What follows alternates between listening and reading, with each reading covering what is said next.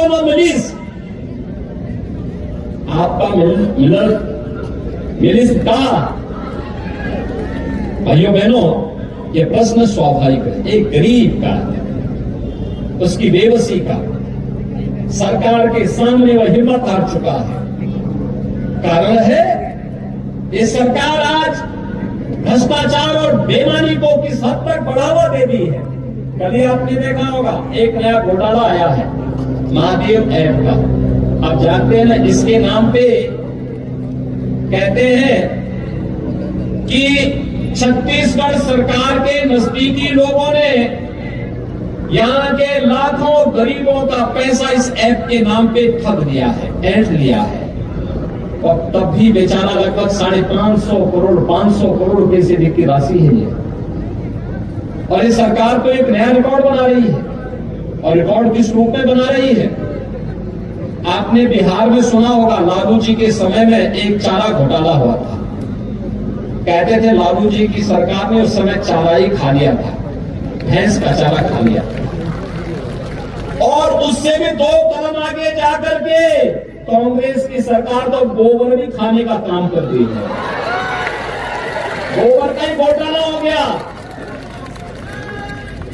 भाइयों बहनों, ये कहां तक, यहां पे खनन घोटाला, यहां पे कोयला घोटाला, यहां पे भू घोटाला, यहां पे युवाओं को मिलने वाली पब्लिक सर्विस कमीशन की वहां घोटाला, यहां पे हर घोटाला पे घोटाला घोटाला कांग्रेस की सरकार का संस्कार बन चुका है।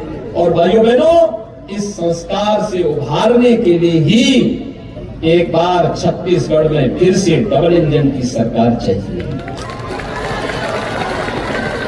डबल इंजन की सरकार चाहिए। और इसी के लिए हम लोग आए हैं, क्योंकि ये अत्याचार, ये भ्रष्टाचार, ये अनाचार, ये दुराचार अब यहां की जनता स्वीकार करने को तैयार नहीं है। वह तो एक ही बात कह रही है कि आओ नहीं सही वो बदल के। अब तो यहां छत्तीसगढ़ में हर जगह से एक ही आवाज आ रही है, हर रोड से एक ही आवाज आ रही है। मैं कल भी छत्तीसगढ़ में कई जनसभाओं को संबोधित किया, एक ही आवाज हर एक जगह से। क्योंकि ये राम भक्तों पर लाठी और गोली चलाने वाली सरकार है। यह सरकार यहां के नागरिकों के आस्था के साथ खिलवाड़ करती है। यूपी में भी जब तक भाजपा नहीं थी ऐसे होता था, वहां कांवड़ यात्रा नहीं निकालने देते थे,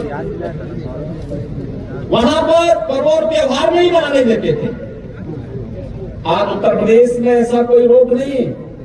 आज तो आप कभी गाजियाबाद से हरिद्वार के बीच कांवड़ यात्रा में जाएंगे, 4 करोड़ लोग भाग लेते हैं उसमें, 4 करोड़ लोग। और उनको हम डीजे भी बजाने की छूट देते हैं, संग भी, घंटा भी, घड़ियाल भी बजाओ खूब, और हेलीकॉप्टर से उनके पुष्प वर्षा भी कर देते हैं। वहां कोई रोक नहीं है। यहां की सरकार 16 लाख गरीबों को मकान नहीं दे पाई। मोदी जी के द्वारा भेजे गए हम लोगों ने 55 लाख गरीबों को एक आवास दे दिया, 55 लाख गरीबों को इसी टिकट। भाइयों बहनों, सरकार की नीयत साफ होनी चाहिए। अपने आप की नियंत्रण सब कुछ देता है।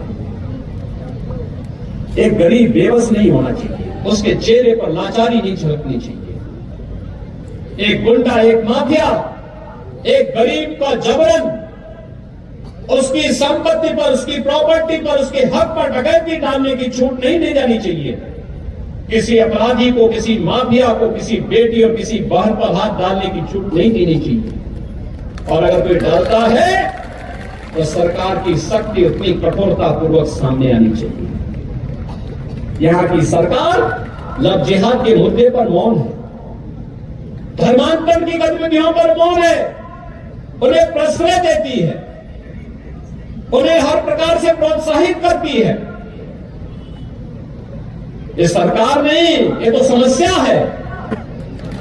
कांग्रेस अपने आप में एक समस्या बन चुकी है। और इस समस्या से जितनी जल्दी आप मुक्ति पा सकेंगे भाइयों बहनों, छत्तीसगढ़ के सपने को साकार करने में मदद मिलेगी। याद रखिए, पूर्व प्रधानमंत्री स्वर्गीय अटल बिहारी वाजपेयी जी ने छत्तीसगढ़ के निर्माण की और आपकी आकांक्षाओं की पूर्ति के लिए छत्तीसगढ़ को बनाया था। डॉक्टर रमन सिंह जी के नेतृत्व में छत्तीसगढ़ को एक विकसित प्रदेश के रूप में स्थापित करने की दिशा में तेजी के साथ कदम बढ़ाए गए थे, लेकिन मात्र 5 वर्ष में ही कांग्रेस ने सारे के सारे सपने धूल दूषित कर दिए। और इसीलिए आज हम सब आए हैं आपसे कहने के लिए, भाइयों बहनों, आज हम इसीलिए आपसे कहने के लिए हैं, ये जितनी भी घोटाले इस सरकार ने किए हैं, पब्लिक सर्विस कमीशन का गोबर घोटाला, कोयला घोटाला, खनन घोटाला, क्या इस सरकार ने जांच कराया? क्या ये कराएंगे भी नहीं। आने दीजिए बीजेपी को, हम लोग जांच करवाएंगे। जनता की गाड़ी कमाई पर, जनता के हक पर डकैती डालने वालों के लिए सजा। आपने देखा होगा यूपी में गुंडों को कैसे सजा होती है, देखते हैं ना, देखते हैं ना, कैसा लगता है आपको? अच्छा लगता है ना? ऐसे ही जो गरीब के हक पर डकैती डालेगा उसकी सजा